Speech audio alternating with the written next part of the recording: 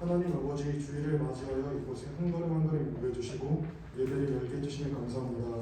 주님, 우리가 한 주 동안 주님 뜻대로 행하지 못함과 주님을 잊고 살아간 부분이 있다면 용서해 주시옵시고 이 시간부터 우리들의 마음을 열어 주님을 순종케 하여 주시옵소서. 또한 각자의 사정으로 오지 못한 영들이 있기에 이 상황이 신속하게 끝나게 하시므로 각자의 초소에서 주님께 예배드리는 영들을 이곳에 모이게 하여 주시옵소서. 나트론과 청년부의 긍정적인 변화를 주어 주님의 제자로서 성장하고 변화하여 주시옵소서. 예비하신 은혜를 넘치도록 보낼 시간이 되게 하옵소서. 이 시간 우리를 위하여 하나님 말씀을 전하시는 목사님의 성령 능력이 베풀어 주셔서 성령 충만한 말씀이 되게 하옵소서. 하나님을 스스로 찾고 간절히 소망하는 마차 동산이 되게 해주시옵시고 집중력과 더해주시옵소서. 예수 그리스도 이름으로 기도드렸습니다. 아멘. 자, 할렐루야. 네, 오늘 우리 주신 말씀 함께 보겠습니다. 창세기 말씀 14장 17절에서 19절 말씀 우리 함께 한 목소리로 합독하도록 할게요. 17절부터 19절까지. 자, 시작. 아브라함이 그돌라오멜과 그와 함께한 왕들을 서로 쓰고 돌아올 때에 소돔 왕이 샤웨 골짜기 곧 왕의 골짜기로 나와 그를 영접하였고 샬렘 왕 멜기세덱이 떡과 포도주를 가지고 나왔으니 그는 지극히 높으신 하나님의 제사장이었더라. 그가 아브라함에게 축복하여 이르되 천지의 주제이시여 지극히 높으신 하나님이여 아브라함에게 복을 주옵소서.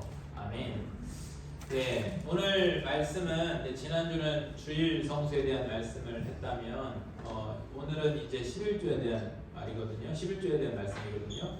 그러니까 11조 하면 여러분이 무조건 거부감만 가질 것이 아니라 또 왜 거부감을 갖고 있냐면 유튜브나 또 잘못된 그런 분들이 성경을 좀 겉핥기로 아는 분들이 이상한 잡설들을 많이 해놨어. 11조에 대해서. 네, 그래가지고 거부감, 꼭 교회에서 여러분 또 목회자들이 여러분 막 그 소중한 돈을 갈취하는 것처럼 잘못 생각하는 분들이 있는데 전혀 그렇지 않고 11조는 굉장히 귀한 신앙적인 의미가 담겨져 있거든요. 그래서 여러분 그것을 하고 안 하고는 여러분의 하나님이 믿음을 주시고 성령의 감동을 주시고 그렇게 해야 되겠지만 그런데 바로 알고는 있어야 될 거 아닙니까? 바로 알고 있어야 되고 앞으로도 이런 부분에 대해서 또 여러분의 신앙에 있어서 여러분이 바로 알 수 있는 부분들을 내가 계속해서 또 이런 부분들에 있어서 여러분에게 또 말씀해서 준비해서 주려고 그러거든요. 오늘은 11조에 대한 의미인데 11조는 그러면 왜 하는가? 그리고 지금은 율법 시대가 아닌데 율법 시대 때 정했던 11조를 율법으로 정해진 건데 11조는 지금 이거를 지금도 해야 되는가? 왜 이걸 해야 되는가? 왜 그리고 한국교만 이걸 하는가? 여러분 자부심을 가지셔야 돼. 한국교회인 것을. 왜 그런지 알아요? 한국교회는 전 세계에서 유일하게 성경이 정확무호한 하나님의 틀림없는 말씀이고 말씀이다라는 것을 유일하게 믿고 있는 그런 기독교가 딱 하나 남은 게 한국 기독교예요. 지금 여러분 가장 성경적으로 말하자면 하나님을 섬기고 있는 민족이 한국이라고 보시면 돼요. 네. 그래서 말하자면 지금 우리 한국만이 하고 있는 거 새벽 예배부터 주일 성수 또 11조 다양한 부분들에서 여러분 뭐 주초 문제도 그렇고 다 성경적으로 여러분 다 우리가 돌아가서 정말 개혁주의 성경으로 돌아가잖아요. 그 성경 중심으로 신앙생활을 하고 있는 게 한국 교회인 거예요. 마지막 도로라고 보시면 돼요. 그러니까 여러분 왜 우리나라만 이거를 해야 돼요가 아니라 우리나라가 이걸 하고 있는 것을 자부심을 가지셔야 돼요. 네, 하나님께 그래서 우리가 하나님께 우리가 복을 주신 거거든요. 자, 그럼 복을 얘기했으니까 그럼 목사님 11조는 꼭 복을 위한 하나님의 거래인가요? 이렇게 또 생각할 수도 있어. 11조를 해야 복 주신다고 하나님 그랬는데 말라기에서 11조를 안 하면 복을 못 받는 거예요? 10조를 해야 못 받는 겁니까? 네, 그런 부분들 여러분 궁금하실 거 아니에요? 자, 먼저 오늘 본문 말씀의 배경을 좀 먼저 여러분 봐야 되는데 아브라함 시대요. 족장 시대죠. 아브라함 족장 시대입니다. 저 시대가 어느쯤 되냐면 우리나라로 말하면 뭐 역사학자들에 의해서 100% 맞는 건 아니겠지만 역사학자들 말하면 우리나라 단군 시대 때 족장 시대거든요. 그때 아브라함하고 동일한 시대예요. 그런데 이제 아브라함 시대 족장 시대였고 그 시대에 이제 소돔과 고모라에 이 소돔과 고모라 중심으로서 네 부족과 또 5개 부족 간에 이렇게 서로 지금 연합 간에 서로 전쟁이 났어요. 이 전쟁이 성경에 등장하는 인류 역사에서 성경 역사에서 등장하는 최초의 부족 간의 전쟁이고 국가 간의 전쟁. 당시는 도시국가였거든. 말하는 족장시대였고 도시국가 간의 연합된 전쟁의 사건이 바로 이제 아브라함 시대 오늘 본문이 배경되는 그런 이제 배경이 되고 있거든요. 이때 이제 소돔과 고모라 근처에 아브라함의 조카 여러분 잘 아는 조카 롯이 살고 있었잖아요. 근데 조카 롯이 살고 있었던 소돔과 고모라가 패배를 하게 됩니다. 전쟁 도시국가 전쟁 간에 패배하고 나서 조카 롯도 이때 이 포로로 잡혀가게 돼요. 전쟁 포로로 잡혀가게 돼요. 근데 이때만 해도 아브라함은 지금 자녀가 없었거든. 자녀가 없었어요. 그래서 조카 롯을 자기네 친자녀처럼 생각하고 이렇게 있었거든요. 그래서 너무나도 소중한 조카를 구하기 위해서 당시 아브라함이 사병 318명을 이제 몰고 전쟁을 하게 됩니다. 말도 안 되는 전쟁이에요, 사실. 아무리 사병이 잘 훈련됐어도 318명이라고 해도 뛰어난 사병이라고 해도 국가 간의 전쟁이잖아. 도시국가. 4개, 5개 부족이 연합해서 한 그런 국가잖아요. 거기랑 싸운다. 그것도 여러분 지금 뭐예요? 상대방이 쳐들어오고 있는 걸 내가 방어하는 것이 아니라 지금 그쪽으로 아브라함이 쳐들어가서 롯을 구해 와야 되는 상황이잖아. 이건 굉장히 불가능한 전쟁이야. 말도 안 되는 전쟁이야. 근데 이때 말도 안 되는 이 전쟁에서 아브라함이 승리해서 돌아옵니다. 승리해서 롯도 조카도 구하고 그 다음에 전리품도 엄청나게 전쟁에 이제 이겼으니까 전리품도 엄청나게 취해서 갖고 와. 근데 이때 딱 아브라함이 돌아오는데 2명의 왕이 아브라함을 마중하거든요. 그 2왕이 한 왕이 바로 소돔 왕이고 다른 한 왕이 살렘 왕. 자 여기 살렘 왕은 어떤 의미는 예루살렘 왕이라는 뜻이에요. 살렘 왕. 그래서 2왕이 있는데 오늘 17절과 18절 이제 그 말씀이에요. 11절 18절을 딱 보면 아브라함이 그돌라오멜과 그와 함께한 왕들을 쳐부수고 돌아올 때에 소돔 왕이 나오죠. 소돔 왕이 사회 골짜기 곧 왕의 골짜기로 하나 걸려. 이건 안 중요해. 소돔 왕. 그 다음이 중요해. 18절에 보면 살렘 왕 멜기세덱이 떡과 포도주를 가지고 나왔으니 그는 지극히 높으신 하나님의 제사장이었다. 이상하지? 왕인데 제사장이야. 왕인데 제사장이야. 이제 이때 승리한 아브라함이 우리가 전쟁에 승리하면 그것도 불가능한 거의 정말 불가능에 가까운 전쟁이 승리해서 왔어. 개선장군 해가지고 얼마나 의기양양해서 왔겠어요. 근데 이때 멜기세덱이 예루살렘 왕이기도 하고 하나님의 제사장이라고 칭하는 저 이상한 저 사람이 아브라함에게 창고를 끼얹는 표현을 합니다. 뭐라고 하냐면 19절에 봐봐 이렇게 얘기해요. 그가 아브라함에게 축복하여 이르되 축복을 하는데 축복이도 좀 이상해. 천지의 주제시요 지극히 높으신 하나님이여 아브라함에게 복을 주옵소서 해놓고 나서 20절에 딱 보니까 이렇게 얘기하는 거예요. 너희 대적을 내 손에 부지신 지극히 높으신 하나님을 찬송할지어다 하매 아브라함이 그 얻으신 것의 10분의 1을 멜기세덱에 주었다. 저 부분 그때 아세요?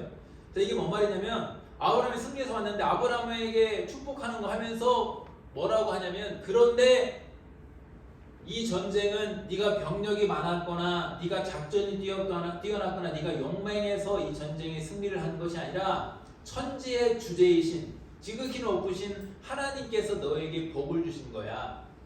네가 이긴 게 아니라 하나님께서 너를 이기게 하신 거야. 그 너의 전리품도 다 누구 거란 얘기예요 지금? 하나님 거야. 네가 잘해서 된 게 아니야 라고 저 살렘왕 멜기세덱이 이 제사장이기도 하고 왕인 저 멜기세덱이 아브라함에게 딱 그렇게 해요. 찬송할지로다 해요. 그러니까 그것에 아브라함이 어떻게 반응했냐? 갑자기 아브라함이 거기서 자기가 갖고 온 전리품의 10분의 1을 멜기세덱에게 주었다. 멜기세덱이. 다른 사람은 안 주고 멜기세덱. 아까 2왕이 있었잖아. 소돔 왕이 있었잖아. 그죠? 근데 소돔 왕은 아브라함 상종을 안 해. 그리고 멜기세덱한테만 지금 10분의 1을 떼서 주었다. 자 그럼 여기 이제 중요한 게 있어. 이게 성경에 등장한 최초의 11조거든요. 성경에 등장한 최초의 11조예요. 그런데 왜 하필이면 10의 1이지? 10의 1이지? 왜 10의 1을 띄어서 아브라함이 주신 거지? 이게 의미가 좀 있는 거예요. 여러분 히브리 역사, 히브리 사람들에게 1이라는 숫자는 그냥 숫자가 여러분 성경에 보면 얘들은 좀 숫자에 좀 의미를 부여하는 것들이 많이 있어요. 성경 배경 이런 공부를 해보면 이들이 사용하는 숫자에 대해서 좀 그냥 사용하는 게 아니라 의미들이 다 있어요. 근데 1이라는 숫자는 이들은 히브리 문화에서 1이라는 숫자는 뭘 의미하면 장자의 의미가 있어요. 일단 첫째 장자. 그 다음에 1이라는 숫자는 1의 전부를 담는 의미가 있어요. 전부. 그러니까 나머지 모두를 대표한다는 대표성. 이게 1이라는 숫자 이들이 그런 의미를 부여해요. 그래서 예를 들어 여러분 출애굽 사건 때 이스라엘 백성들이 마지막 나올 때 10번째 재앙이 장자의 죽음이잖아요. 이 장자의 죽음은 어떤 의미냐면 장자만 죽였지만 애굽에 사실은 그 장자의 대표성으로 인해서 전 말하자면 모든 자녀들을 죽였다, 사망 가운데 놓였다라는 의미가 부여된 게 바로 장자의 죽음이야. 그러니까 한 명만 장자만 죽였지만 그 장자로서 대표성으로서 애굽 사람들은 다 죽은 거나 똑같은 그런 의미가 부여되는 거예요. 그래서 10분의 1이라는 것은 또 이런 게서 1이라는 숫자는 대표성, 쉽게 여러분 생각하자면 나머지 9까지도 싹 포함되는 1에 포함되는 숫자가 1이라는 거예요. 그러니까 아브라함이 저기서 10분의 1을 냈다는 것은 1만 낸 것이 아니라 사실은 아브라함이 갖고 있는 전체를 대표해서 대표성을 가지고 하나 지금 멜기세덱에게 1로서 표현했다 이 말이에요. 이런 의미가 담겨져 있어요. 그러니까 내가 가진 것은 맞아요 멜기세덱 왕이시여 당신 말대로 하나님 천지의 주제이신 하나님께서 나에게 복을 주신 겁니다. 내가 가진 이 전리품 전부는 내게 하나도 내게 될 자격이 없어요.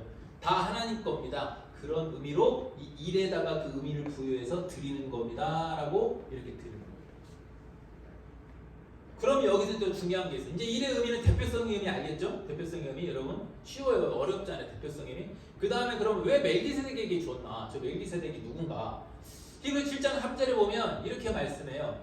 아버지도 없고 멜기세덱을 설명하기를 아버지도 없고 어머니도 없대. 이게 무슨 말일까? 아버지도 없고 어머니도 없대. 사람에게서 나는 자가 아니라는 말이에요. 아버지도 없고 어머니도 없대. 이 세상에 이런 사람 누가 있을까? 사람에게서 나지 않았어. 퀴즈입니다. 좀 이따 한번 여러분 유추해보세요. 그 다음에 족보도 그래서 없고 그리고 또 더 중요한 건 시작한 날도 없고 생명의 끝도 없대. 이게 무슨 말일까? 시작한 날도 없고 생명의 끝도 없다. 처음이자 마지막이고 알파 오메가고 그리고 말하자면 근원이라는 그 말입니다. 시작, 근원. 처음이자 마지막, 영원. 그 다음이 더 확실하게 나오죠. 하나님의 아들과 닮아서 항상 제사장으로 있대. 항상 제사장으로 있대. 여러분 저 멜기세덱 왕은 예수님을 말하는 거예요. 예수님을 얘기하는 거예요. 성육신하기 이전에 예수님이 멜기세덱 왕으로 예루살렘 왕으로서 아브라함에게 나타난 것을 창세기 딱 보여주는 거예요. 그러니까 예수님 항상 제사장, 영원한 제사장. 이 세상에 영원한 제사장은 누구만 있어요? 예수님이에요. 영원한 제사장. 그리고 하나님의 아들은 누구예요? 예수님이에요. 독생자. 그리고 시작이자 끝, 알파 오메가. 사람에게 나지 않은 분, 바로 예수님이에요. 그래서 아까 내가 그랬잖아. 소돔왕은 의미가 없다고. 아브라함이 멜기세덱 왕에게만 왕이기도 하고 제사장이 독특한 그분에게만 10의 1을 띄어서 자신의 전부를 담아서 드렸다 이 말이에요. 그러니까 예수님을 예표하는 거죠. 또 더 재밌는 게 있어. 그래서 창세기 14장 18절 오늘 본문에 보면 18절에 뭐라고 이렇게 나왔어. 살레망 멜기세덱이 뭘 줬냐면 떡과 포도주를 가지고 나왔대. 우리 그리스도인은 떡과 포도주 하면 생각나는 거 있죠. 딱 나와야 되잖아. 그죠? 예수님의 살과 피. 자, 성경이 이래서 여러분 위대한 거고 정확무오한 하나님 말씀이고 성경은 이미 창세기부터 예수님을 예표해주고 있어요. 예수님의 사역을 창세기부터 이미 저렇게 너무나도 확실하게 보여주는 거예요. 떡과 포도주를 살레망 멜기세덱이 갖고 나왔으니 그는 지극히 높으신 하나님의 제사장이라 했습니다.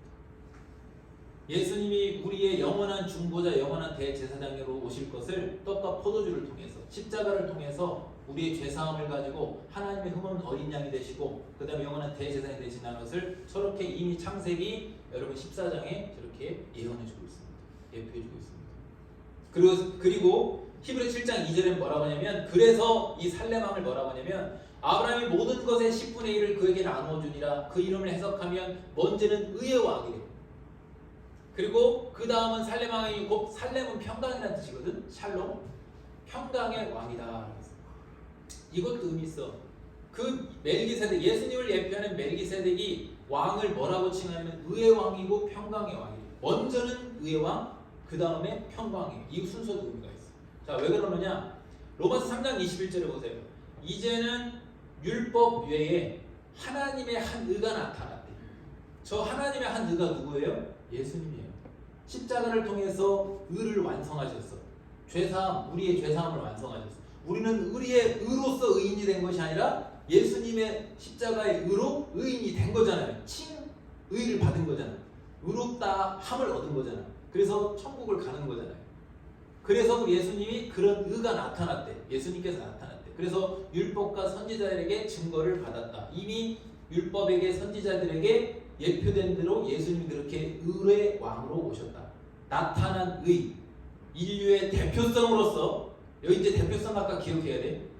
인류의 대표로서 일로서 오셔가지고 우리의 죄를 십자가에서 죄사함을 받으셨어.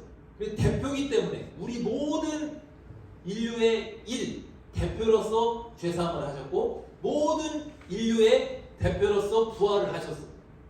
그래서 예수님이 부활하셨기 때문에 대표가 부활했기 때문에 우리도 다 죄사함 받고 우리도 다 부활을 하게 되는 거예요. 그래서 예수님은 먼저는 십자가의 의로 의의 왕이 됐고 부활하심으로 사망에서 생명으로 넘겨지기 때문에 평강의 왕이 되주십니다.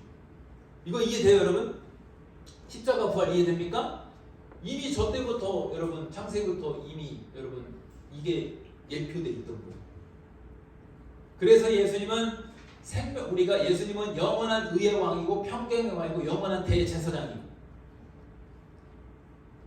하나님의 아들이시고 영원전부터 영원까지셨던 분이시고 근본이시고 바로 그게 멜기세덱입니다. 그래서 아브라함이 멜기세덱에게 이를 대표해서 우리 모든 인류의 대표로 오실 그 예수님에게 이를 대표해서 드렸다는 의미는 엄청난 이 숫자는 엄청난 의미가 담겨져 있는 거예요. 이 의미는 바로 예수님에 대한 그 주권, 하나님의 주권과 그것을 믿는 믿음과 그것에 내가 순종하겠다라는 아브라함의 신앙 고백이 담겨져 있는 일인 거예요. 이렇게 내가 가진 전부를 주님께 드리겠습니다. 왜요? 당신은 의의 왕 그리고 평강의 왕이니까요. 영원부터 영원까지 계시는 영원한 대제사장이고 하나님의 아들이니까요. 그래서 내가 이거를 담아서 기꺼이 이를 담아서 드립니다. 대표적으로 대표성을 담아서 드립니다. 이런 의미가 담겨져 있습니다. 그래서 여러분 11조에서 일이라는 이 의미를 알면 우린 11조를 생각하는 대하는 자세가 달라져야 돼요. 11조는 인류 대표로 오셔서 의를 이루시고 생명을 주시는 그 평강을 주신 예수님께 하나가 아니라 내가 100만 원 벌면 10만 원 주는 것이 아니라 내 전부 내 삶 자체를 다 예수님께 드린다는 고백입니다.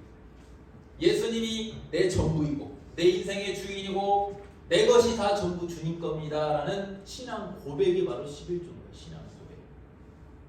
단순히 돈을 드리면 복 받는다 이것이 아니라 여러분 이토록 귀한 가치, 이토록 생명이 담긴 너무나도 고귀한 그런 신앙 고백이 담긴 11조가 자꾸만 변질된 축복의 어떤 계약금 정도만 생각하는 경우가 있어요. 내면 복을 받고 아니면 못 받고 그런 게 아니에요. 자, 왜 오해하냐? 이 부분 때문에 오해. 말라기 3장 10절 때문에 오해해요. 한국 성도님들이 말라기 3장 10절에 하나님이 이렇게 했어요. 만군의 여호와가 이르노라 너희가 온전한 11조 저를 잘 기억해야 돼요. 온전한 11조 어떤 의미인지. 온전한 11조를 창고에 들여 나의 집에 양식이 있게 하고 그곳으로 나를 시험하여 내가 하늘문을 열고 너에게 복을 쌓을 곳이 있도록 붙지 아니하는 거 보라. 이제 이거지.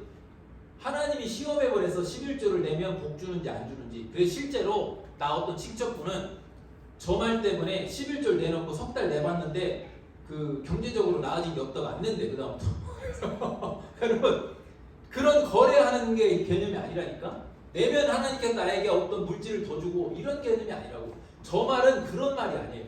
그 의미 우리가 성경을 볼 때 앞뒤 문맥을 잘 봐야 돼. 저것만 딱 떼서 보면 그렇게 오해할 수가 있어. 그게 아니야.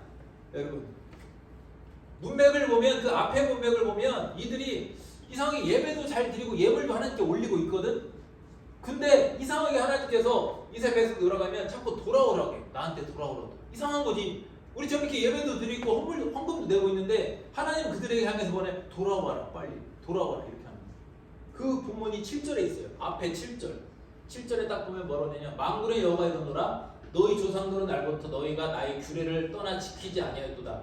말씀을 안 지키는 거야. 그리고 그런즉 내게로 돌아오라. 그러면 나도 너에게 돌아가리라 하였더니 너희가 이들 우리가 어떻게 돌아가면 이해가 안 되는 거예요. 아니 하나님 예배도 드리고 있고 짐승 잡아서 제사도 드리고 있고 예물 다 드리고 있는데 지금 뭐가 하나님께 돌아오고 뭐 어떻게 하란 말이에요? 지금 이런 말이야. 뭐 어쩌란 얘기예요? 지금 이렇게 하는 거지.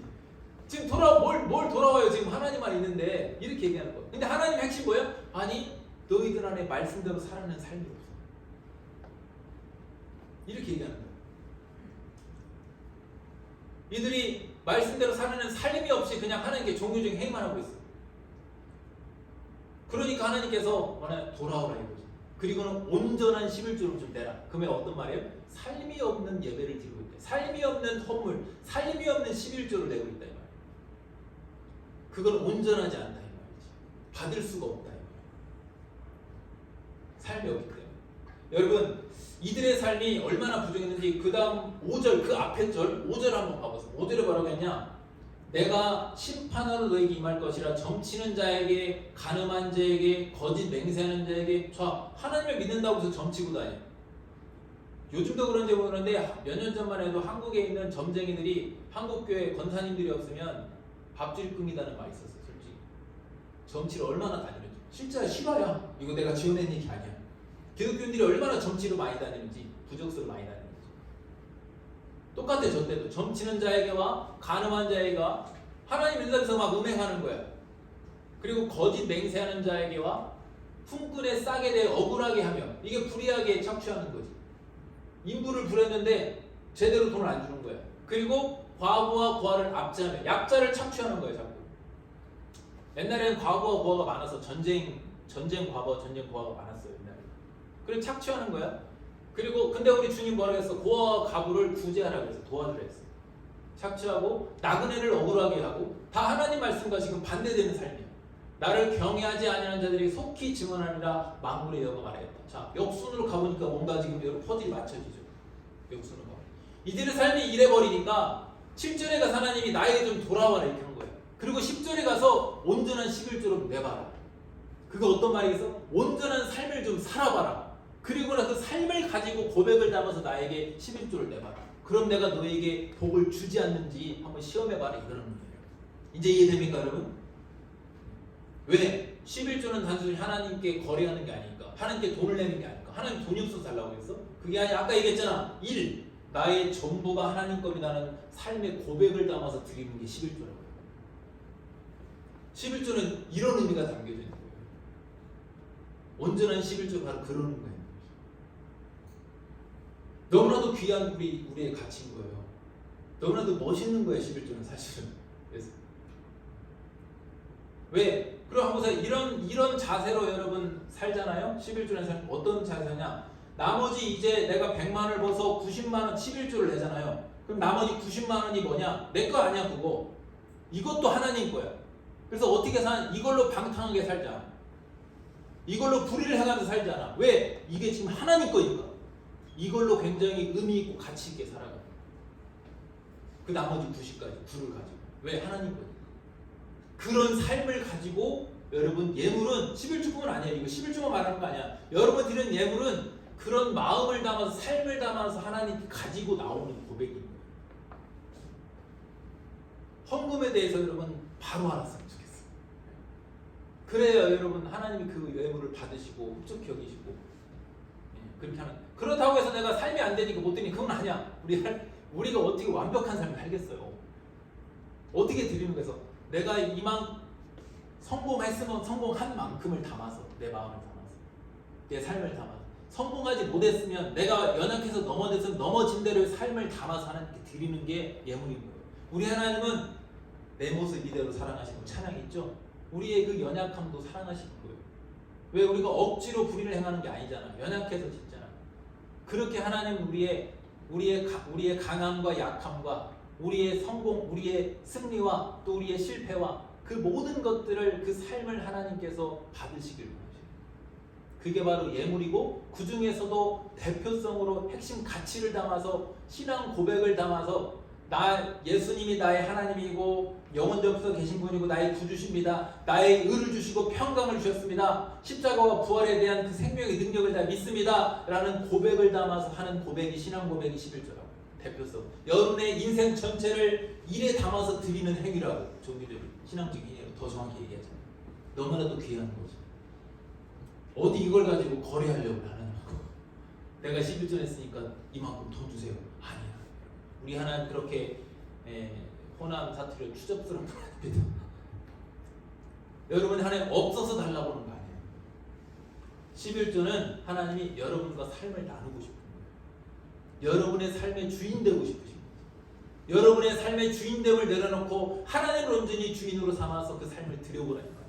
그러면 하나님께서 당연히 그 삶은 하나님 중심의 삶이 될 수밖에 없기 때문에 그런 삶에 있어서는 하나님 중심이 됐기 때문에 하나님 그 삶을 책임져 주신다 이 말이지. 그래서 복이 되는지 아닌지 한번 시험해 봐라 그 말이 그래서 나오는 거예요.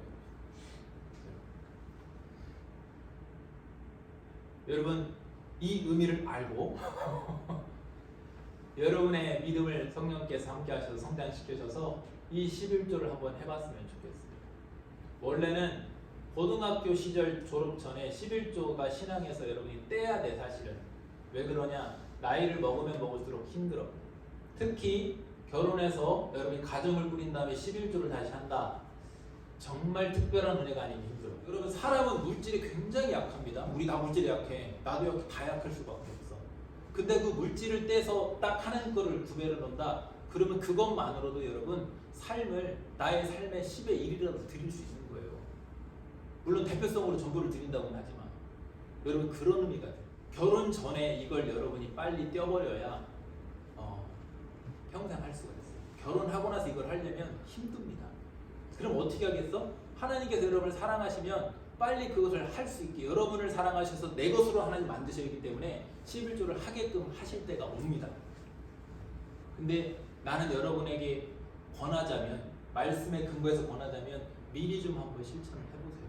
10의 1이 힘들면 10의 0.5라도 해보고 그렇게라도 실천을 자꾸만 한 달 매달 못하겠으면 두세 달에 한 번이라도 해보고 그렇게 해서 자꾸만 우리 하나님이 여러분의 항상 나는 이게 완벽한 걸 원하는 게 아니라고 여러분 한번 시도를 해보라 이 말이에요. 그래서 여러분의 통장에 하나님께서 계좌에 돈을 더 주실까를 시험하는 게 아니라 여러분의 삶이 어떻게 하나님 중심으로 바뀌는가를 한번 봐보세요. 그래야 돈에 여러분이 노예가 되지 않고 여러분이 내가 매주 축복하는 대로 여러분이 돈 위에 서서 그걸 가지고 축복의 통로가 될 수가 있는 거예요. 아멘? 아멘? 자 여러분 여러분에게 내가 이게 부담을 주려고 한 말이 절대 아닙니다. 제대로 알고 있으라고 하는 말입니다. 제대로 아는 만큼 여러분이 감동되셔서 꼭 여러분들 중에 조금이라도 이렇게 실천할 수 있는 그런 어떤 열매들이 있기를 주님 이름 축복합니다. 찬양하겠습니다. 네, 샬롬 안녕하세요. 네, 저희 오랜만인데요. 저희 광고 시작하도록 할게요. 네, 저희 임직 감사 예배를 어제 마쳤어요. 은혜 중에 잘 마쳤고 이제 저희 부장 집사님이죠. 부장 집사님 이상원 장로님이 또 임직하셨습니다. 다들 박수로 축하해 주시기 바랍니다. 저희 축하한다고 한마디씩 해주시고요. 네, 다음은 이제 저희 기간 조직 명단을 정비하고 초회를 해야 돼요. 원래 보통 11월 셋째 주에 초회를 하기로 되었는데 저희 다다음 주에 추수감사 예배 있다 보니까 다다음 주에 저희 청년 예배가 없어서 11월 마지막 주죠. 11월 넷째 주에 저희 초회를 진행하도록 할 거예요. 방식은 이전과 똑같이 진행될 예정이고 저희 총회 때는 모두가 다 나와서 이제 저희 중요한 내년에 임원들을 다 뽑는 자리니까 다들 나오셔서 꼭 투표해 주시고 기도해 주시기 바라겠습니다. 언제라고요 총회? 12월 4일. 네? 12월 넷째 주. 네 맞습니다. 12월 넷째 주입니다. 총회 12월 넷째 주 꼭 기억해 주세요. 반드시 나와야 됩니다. 네, 저희 이제 아까 말했듯이 다음 광고는 이제 저희 추수감사 주일이 온 가족 함께하는 패밀리 감사 축제가 예배됩니다. 네, 하나님의 은혜를 감사하는 감사 찬양, 할렐루야 찬양대와 오케스트라가 감사 패밀리 간증 시간이 있습니다. 네, 저희 패밀리 감사 말이 패밀리 감사 축제지. 네, 혹시 혼자 다니시는 분 계시잖아요. 네, 아까 저희 청소년부에서도 그랬었는데 저희는 그리스도로 하나 된 저희 가족이니까 네, 만약에 혼자 드리기 좀 애매하신 분들은 네, 저희 청년부에서도 또 같이 따로 예배를 드리니까 함께 따로가 아니라 함께 드리니까 꼭 이 점 참고해 주셔서 네, 같이 예배 드렸으면 좋겠어요. 저희 저번 주 설교 말씀 기억나시죠? 주일 성수 꼭 지켜야 된다고. 네, 그러면은 광고는 이번 여기까지고, 오늘은 셀 리더분이 다 나오셨네요. 네, 그러면은 셀 모임을 진행해 주시면 될 것 같습니다. 네, 이제는 셀 모임 되세요. 감사합니다. 감사합니다.